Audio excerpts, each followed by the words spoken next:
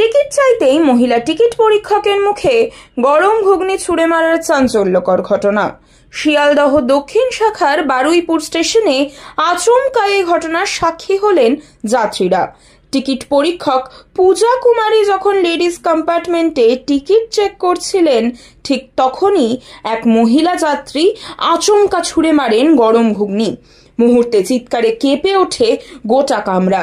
মুখে জ্বালা নিয়ে কাতরাতে থাকেন পূজা দেবী, কিন্তু হাতছাড়া করেননি অভিযুক্তকে। শেষমেশ আরপিএফ এর হাতে ধরা পড়েন অভিযুক্ত মহিলা সাইদা বিবি। যদিও তিনি দাবি করেছেন ভুলবশতই এই কাজ তিনি করেছেন, কিন্তু পূজা দেবী অনড়। শাস্তি চাই, ন্যায় চাই।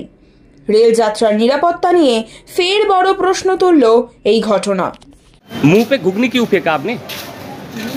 हाँ, भूल